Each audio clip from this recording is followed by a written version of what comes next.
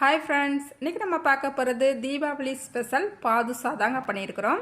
இப்போ தீபாவளி வந்துக்கிட்டே இருக்குது. நிறைய பேருக்கு என்னடா பலகாரம் செய்யலாம், எது ஈஸியான முறையில் செய்யலாம், எது டேஸ்ட்டாக இருக்கும் அப்படின்னு சொல்லிட்டு யோசிச்சுக்கிட்டே இருப்பீங்க.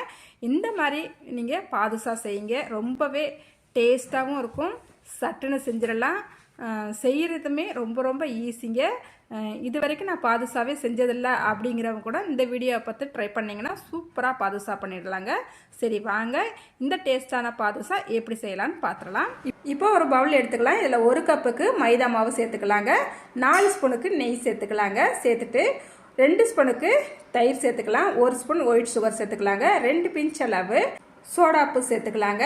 1 பிஞ்ச் அளவு பேக்கிங் சோடா சேர்த்துக்கலாம். கொஞ்சமாக உப்பு சேர்த்துட்டு நல்லா இந்த நெய் மாவோட எல்லா பக்கமும் படுறாப்புல நல்லா கலந்து விட்டுக்கலாங்க. இங்கே பாருங்கள், மாவோட பதம் இந்த அளவுக்கு இருக்கணும். அதுக்கப்புறமா இதில் கொஞ்சம் கொஞ்சமாக தண்ணி சேர்த்துட்டு நல்லா இந்த மாவை கொஞ்சம் இருகலாக இந்த அளவுக்கு நல்லா பிசைஞ்சு எடுத்துக்கிறணும். இப்படி நம்ம பிசைஞ்ச மாவை இப்படி விரிச்சு விட்டு பார்த்தோம்னா இந்த மாதிரி லேயராக வரணுங்க. அதுக்கப்புறமா இந்த மாவை ஒரு 15 நிமிஷத்துக்கு அப்படியே மூடி வச்சிடலாம். இப்போ நம்ம சுகர் சிரப்பு ரெடி பண்ணிக்கலாம். இப்போ ஒரு பாத்திரம் அடுப்பில் வச்சுக்கிட்டு 1 கப்புக்கு சுகர் சேர்த்துக்கிட்டு 1/2 கப்புக்கு தண்ணி சேர்த்துக்கலாங்க.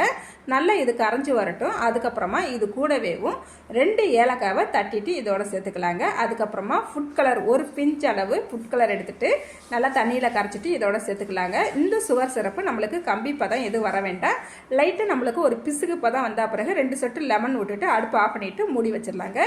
இப்போ நம்மளுக்கு மாவுலேருந்து சின்ன உருண்டையாக நம்ம எடுத்து நல்லா உள்ளங்கையில் வச்சு உருட்டிக்கிட்டு நல்லா இந்த மாதிரி சின்ன ஓட்டையாக ஒரு ஓட்டை போட்டுக்கலாங்க. இதே போல் எல்லாத்தையும் ரெடி பண்ணி எடுத்துக்கிட்டேன். இப்போ ஒரு கடாயில் எண்ணெயை மீடியமாக ஹீட் பண்ணி வச்சுருக்கேங்க. இப்போ நம்ம உள்ள பாதுஷாக்கெல்லாம் உள்ளே சேர்த்துக்கலாங்க. சேர்த்துட்டு ஒரு 3 நிமிஷத்துக்கு அப்படியே விட்டுறலாம். நல்லா மேலே எலும்பி வந்தால் பிறகு நம்ம திருப்பி திருப்பி போட்டு நல்லா 2 பக்கமும் செவந்து வந்தால் பிறகு நம்ம எடுத்துக்கலாங்க. அதுக்கப்புறமா இந்த பாதுஷாவை சுகர் சிரப்பில் சேர்க்கறதுக்கு முன்னாடி சுகர் சிரப்பை 1 நிமிஷம் சூடு பண்ணிவிட்டு நம்ம பாதுஷாவை இதுக்குள்ளே சேர்த்துக்கலாங்க. ஒரு 3 நிமிஷம் அப்படியே விட்டுட்டு நம்ம சுகர் சிரப்புலேருந்து பாதுஷாவை வெளியே எடுத்துக்கலாங்க. இப்போ நம்மளுக்கு எல்லா பாதுஷாவுமே சூப்பராக நல்லா சாஃப்டாக இங்கே பாருங்கள் எவ்வளோ சூப்பராக ஊறி வந்திருக்குன்னு பாருங்கள். சாப்பிட்றதுக்குமே அவ்வளோ டேஸ்ட்டாக இருக்கும்.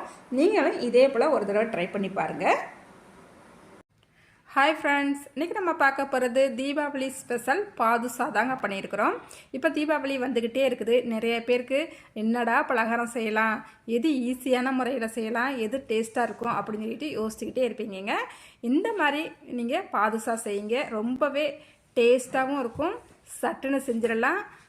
செய்கிறதுமே ரொம்ப ரொம்ப ஈஸிங்க. இது வரைக்கும் நான் பாதுஷாவே செஞ்சதில்லை அப்படிங்கிறவங்க கூட இந்த வீடியோவை பார்த்து ட்ரை பண்ணிங்கன்னா சூப்பராக பாதுஷா பண்ணிடலாங்க. சரி வாங்க, இந்த டேஸ்டான பாதுஷா எப்படி செய்யலான்னு பார்த்துடலாம். இப்போ ஒரு பவுல்